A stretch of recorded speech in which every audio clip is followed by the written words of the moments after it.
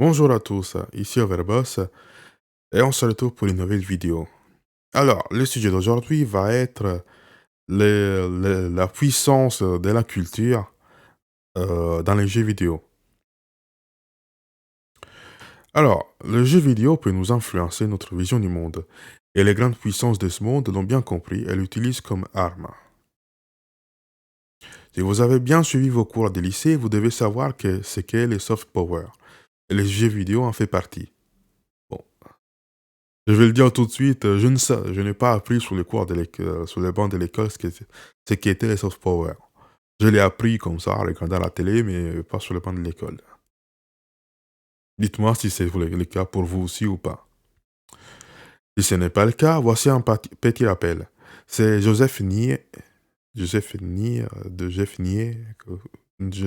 on va dire, théoricien des relations internationales, qui a développé ces concepts. Les chercheurs a défini comme étant une forme de contrainte tout en prenant l'exemple de l'hégémonie américaine durant la guerre froide.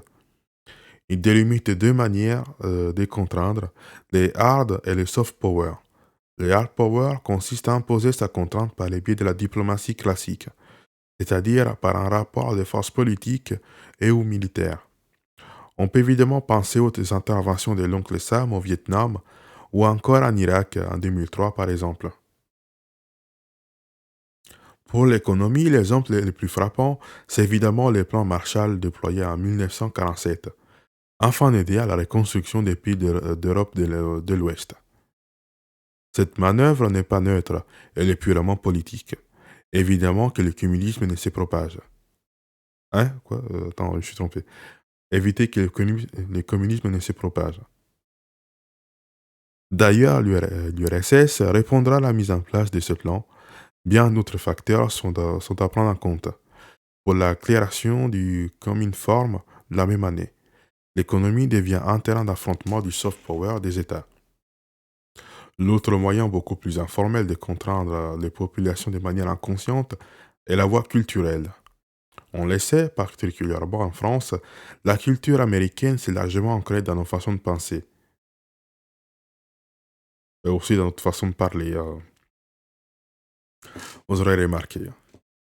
Que ce soit dans les films ou dans la nourriture, par exemple, nous pourrons voir que nous sommes sensibles à ces éléments, mais ça ne veut pas pour autant dire que nous acceptons cela, bien au contraire. Les populations ne sont pas passives dans ces réceptions, elles jouent un rôle bien spécifique. Il serait d'ailleurs très réducteur de dire que les populations ne font que recevoir de l'information sans rien dire. Les individus grandissent dans des milieux sociaux différents et n'auront pas la même interprétation de ces contraintes. L'individu est tout à fait capable de trier des informations, ce qui a notamment été rendu compliqué avec les réseaux sociaux. Certains voient dans ces approches une forme de manipulation des populations et de l'opinion publique. Bon, aujourd'hui, le plus grand exemple de on peut dire, américanisation de la société, c'est, par exemple, il y avait comment il s'appelle, le plan Roe versus Wade, qui a impliqué l'avortement et qui a été rendu libre de choix dans les États d'Amérique il y a quelques mois. Et je pense que vous l'aurez remarqué, il y avait des députés, enfin des hommes politiques qui disaient qu'il fallait mettre le droit à l'avortement dans la Constitution. Ce qui n'a pas spécialement de sens. Je pense que la Constitution, c'est quand même un peu plus important de cela que de mettre le droit d'avorter, hein. Mais bon. Mais après, il y a aussi d'autres petits problèmes. J'en ai pas spécialement en tête là pour l'instant, mais bon, j'en ai pas. Mais en gros, on peut aussi dire tout ce qui est cette partie, cet anglicisme dans notre façon de parler, par exemple, c'est que lorsque vous jouez aux jeux vidéo, c'est qu'ils disent ne serait-ce que pour euh, les classes, par exemple, on va parler de la méta, on va parler de build, on va parler bon, vous voyez ce que je veux en venir.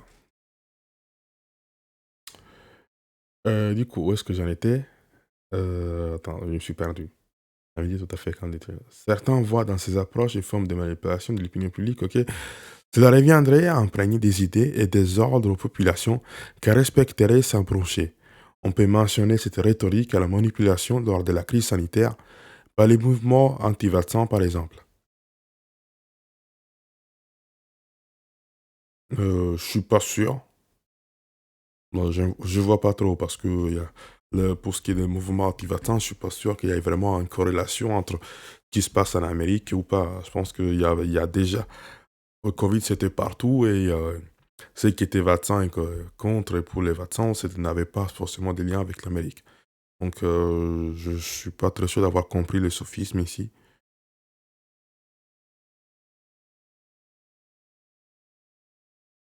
Non, je vois pas. Les individus seraient ainsi soumis à une autorité. Alors, les individus seraient ainsi soumis à une autorité et leur permettrait de se dédouaner de certaines décisions.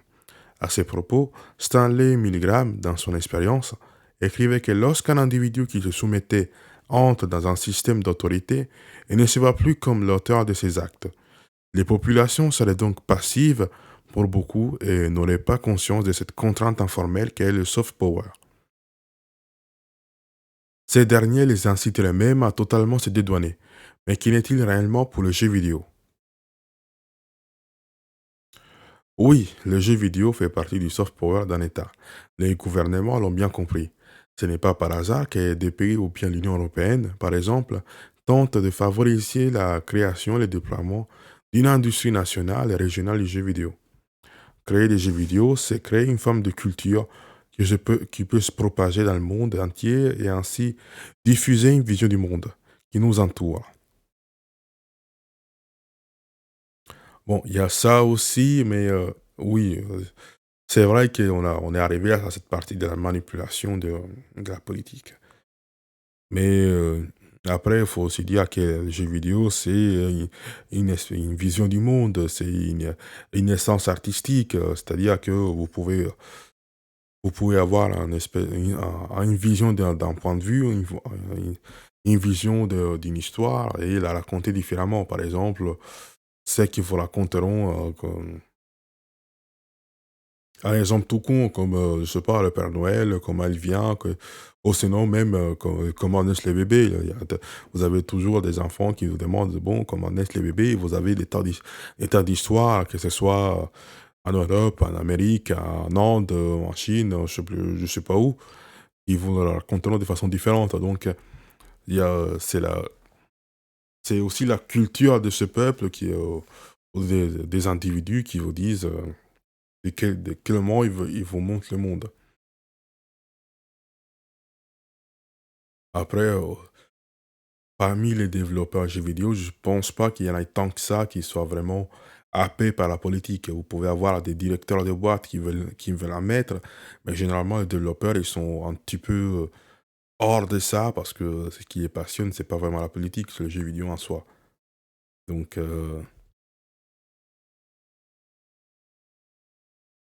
du coup, créer des jeux vidéo, c'est que oui, et du coup, avec l'argent qui gravite dans ces domaines, ce secteur devient un enjeu également économique pour les pays. Vous allez me dire, ce n'est pas le cas pour tous les jeux vidéo. Eh bien, détrompez-vous. Tetris est un excellent exemple. Si à première vue, il peut paraître tout à fait simpliste, ou pas d'ailleurs, cela a été un moyen pour le RSS d'exploiter son soft power. Sorti en 1984, c'est dans un contexte bien particulier que s'inscrit sa publication. En seulement quelques années, trois dirigeants se succèdent à la tête du pays. Dans le même temps, l'armée rouge est en pleine débâcle en Afghanistan. Alors, lorsque les hard power ne fonctionnent pas, pourquoi ne pas utiliser les canons informels? On peut penser de même qu'avec les jeux de guerre, souvent développés par des studios américains. Attends, je ne vous... qu'est-ce que... C'est quoi le rapport entre Tetris et euh, la manipulation politique? Je n'ai pas compris.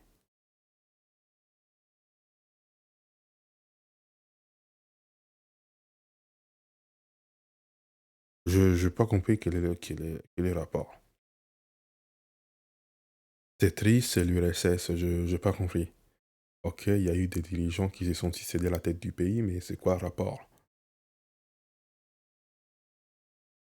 Si vous avez compris, bah, dites-le moi dans les commentaires parce que là, j'ai pas compris. De Medal of Honor et à Call of Duty, c'est une arme digne des films hollywoodiens. Oui, mais ça, euh, oui, ça, oui, c'est une âme digne des films hollywoodiens. Donc, mais il faut aussi dire qu'aujourd'hui, quasiment tous les États ont leur propre Hollywood. Vous avez Bollywood en Inde, vous avez Nollywood en Afrique en général, ou juste au Nigeria, mais je pense que c'est toute l'Afrique quand même. Enfin, plus ou moins toute l'Afrique. Ils ont dû avoir, ils doivent avoir leur Hollywood à eux en Chine, je ne sais plus comment il s'appelle. Bon, en Europe, je pense pas, je sais pas si ça existe. Ça m'étonnerait pas que ça n'existe pas, mais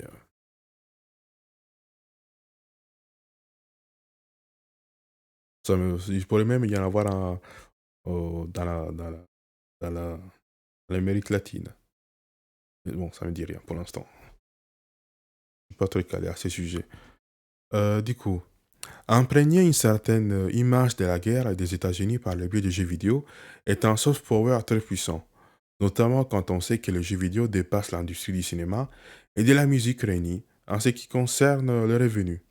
C'est une arme culturelle. Elle participe à façonner notre vision du monde, mais également l'histoire. Ce n'est pas pour rien que la sortie d'Assassin's Creed Unity a été le fruit du débat dans la sphère politique française. Certaines y ont vu une manière de décrire les révolutionnaires de façon péjorative, voire mensongère. L'histoire, notamment dans les jeux, est un terrain d'affrontement des intellectuels. Oui, bon, ça aussi, il faut le dire, hein, ça a été,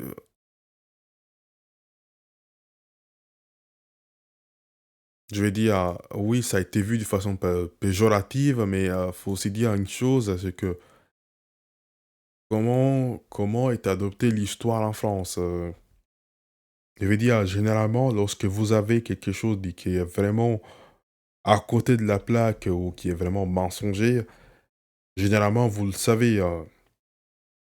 Au pire, vous pouvez bannir le jeu, c'est pas grave. Mais on a pu peut-être voir un espèce de débat sur la question, disons, politique, mais je suis presque sûr que les gens qui ont joué au jeu, soit ils sont complètement passés à côté, ils se sont dit, bon, c'est un jeu, c'est pas, je m'en fous, ou ils ont pris pour l'argent comptant. Personnellement, je prends pas spécialement l'histoire comme étant, dans les jeux vidéo, comme étant quelque chose qui est véridique.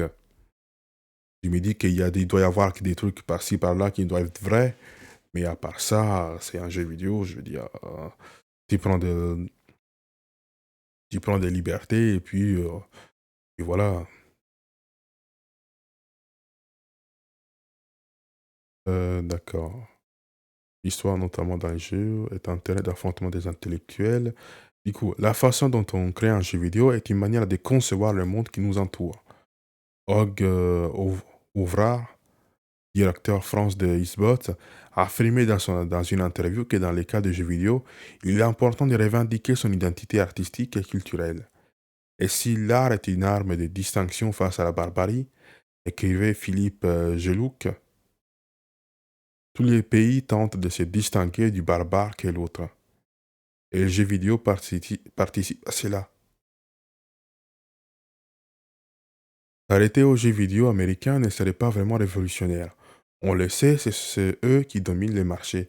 Mais il est plus intéressant de voir comment d'autres pays créent leurs propres jeux pour tenter d'exister dans cette confrontation informelle. Connaissez-vous Bet Salil Studio? C'est un studio camerounais spécialisé dans les jeux mobiles. Il a notamment créé le jeu Magic à Awale, le jeu Magic à Awale League. Ok. Ce dernier est directement inspiré d'un jeu millénaire pratiqué dans plusieurs régions d'Afrique et d'Asie. Il a été inventé durant l'Égypte ancienne. Il s'agit d'un jeu de stratégie dont le but est de s'emparer d'un maximum de graines pour pouvoir l'emporter. Le studio a souhaité créer la version mobile, même si les jeux mobiles sont sujets à beaucoup de clichés, il faut tout de même garder une chose en tête. Le téléphone est la première plateforme d'utilisation pour les jeux vidéo, bien loin devant les consoles et PC. Il est important de comprendre que se déployer sur les téléphones est nécessaire pour les studios. Le continent africain est un grand vivier de joueurs mobiles. Les studios de jeux mobiles africains ont donc pour cible des millions d'individus. N'oublions pas que le premier studio de jeux vidéo en Afrique n'est apparu qu'en 1996. Le continent a encore beaucoup de beaux joueurs devant lui concernant ce milieu, qui lui permettant de mettre en avant une culture invisibilisée dans les jeux vidéo. Bon, je n'ai pas spécialement grand-chose à dire, mais c'est que bah, tous les États commencent à créer à décrire leur version de l'histoire. Donc, qu'un studio africain là, ait commencé à le faire, c'est bien. Non, est-ce que c'est le premier? Je veux dire, bon, c'est vrai que je ne m'attends pas décidément à voir un studio, je sais pas, biélorusse ou je sais pas, des Philippines ou du Vietnam à sortir. Bon, c'est possible, ou des Serbie, c'est possible, mais on ne donne pas toujours autant de poids aux jeux vidéo. Donc, je pense qu'au final, jeux vidéo, il y a une valeur sûre dans ce qu'il peut faire dans les soft power, mais il y a aussi, je pense que tant que vous êtes vraiment proche d'une certaine culture, ok, elle peut un petit peu s'immiscer dans votre quotidien. Mais je vais vous faire un exemple. Est-ce que vous croyez que cette américanisation qui a pu arriver dans les pays d'Europe ou tout simplement en France, mais s'est passée aussi dans des pays comme, je sais pas, l'Afghanistan ou les Philippines? Bon, les Philippines, ça parle déjà anglais, donc c'est pas compliqué. Mais culturellement, je pense qu'il y a des différences qui feront barrière sur les thèmes culturels et sur les thèmes juste. Nous savons que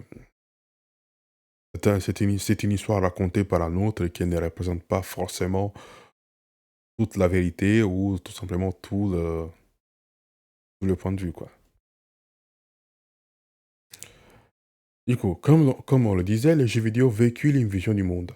Et elle est nécessairement politique.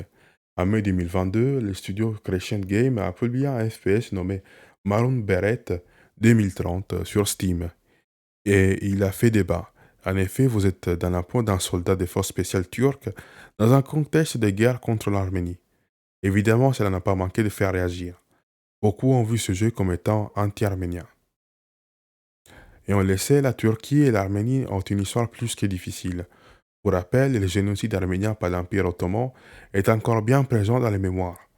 On le voit donc, ce jeu vidéo est une arme politique visant à diffuser un discours idéologique nationaliste. Même si celui-ci n'est pas autant marqué que des discours de propagande, l'explicité de la dernière phrase est certaine. Projetement de l'aventure des forces spéciales et surmonter les obstacles pour le pays et son peuple. Elle participe à écrire le roman national du pays. Nous pouvons penser qu'à un jeu très récent, Ukraine War Story. Oh, je savais pas. Tiens, je découvre. Il s'agit est-ce que est-ce qu'on est-ce qu'on joue Zelensky qui va affronter les Russes et qui au Kremlin et qui arrive à conquérir la Russie. Le jeu a été réalisé en seulement quelques mois et publié en octobre 2022 par Standing Game. Alors, en quelques mois, ça me fait déjà penser que ça doit être plus ou moins un jeu mobile. Parce qu'en quelques mois, tu fais pas un jeu sous console, tu fais pas. Je suis pas sûr qu'il y ait des trucs comme PS4 et Sony et Xbox, ils vont te prendre en tel jeu. Et déjà, en quelques mois, ça me paraît court pour faire ce type de jeu. Mais bon, il s'agit d'un studio ukrainien indépendant. Le studio définit le jeu comme un roman visuel. Ah oui, d'accord, ok. Il raconte l'histoire des civils ukrainiens dans les territoires occupés par la Russie.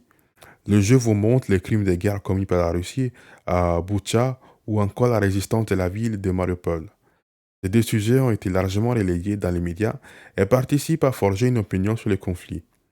Il convient de mettre en contexte à ces deux événements. D'une part, le massacre de Boutcha par des soldats russes est sous le coup d'une enquête toujours en cours et qui devrait prendre plusieurs années à être conclue malgré une accumulation de preuves. D'autre part, la résistance de la ville de Mariupol, aujourd'hui sous contrôle russe, est l'acte du régiment Azov, un régiment néo-nazi. On le voit donc, ce jeu participe à la rédaction d'un roman national ukrainien, peu importe les idéologies ou les actes. L'objectif est de proposer une vision romancée du conflit et de la nation ukrainienne qui devrait être développée dans les prochaines années.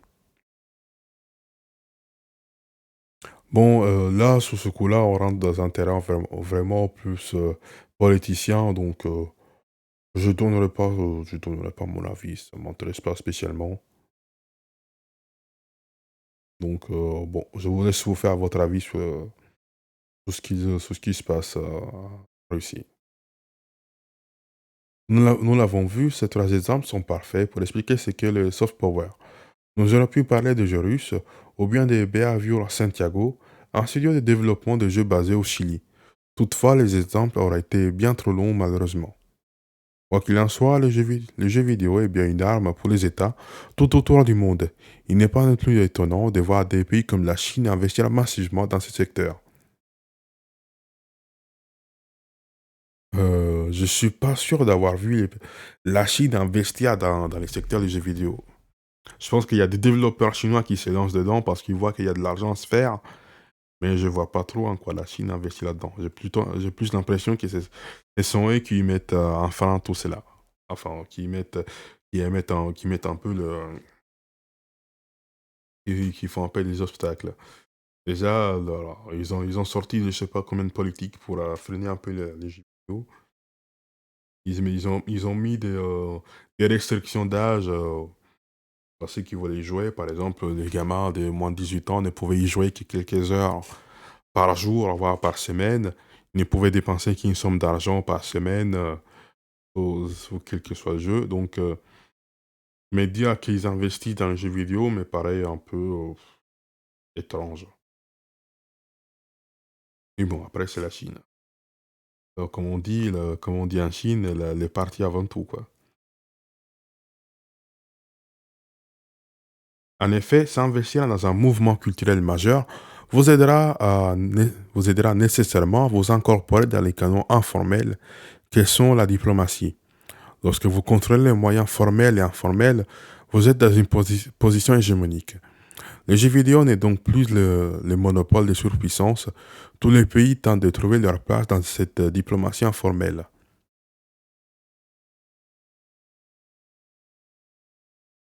Euh, Ça me paraît un peu étrange de penser comme ça parce que ça voudrait dire que les jeux vidéo avec un grand JV, ce serait politique.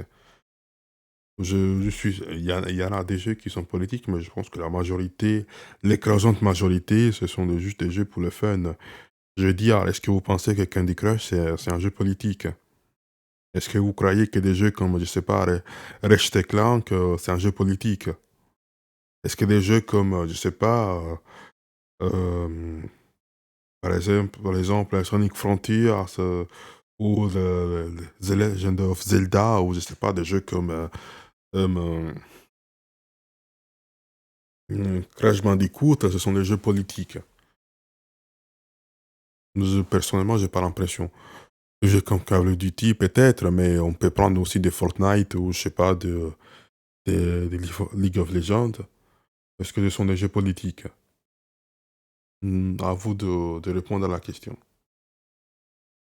Bref, voici la fin de la vidéo. S'il vous a plu, je vous prie de laisser un pouce pour me le faire savoir. Et sur ce, je vous dis à la prochaine. Allez, salut!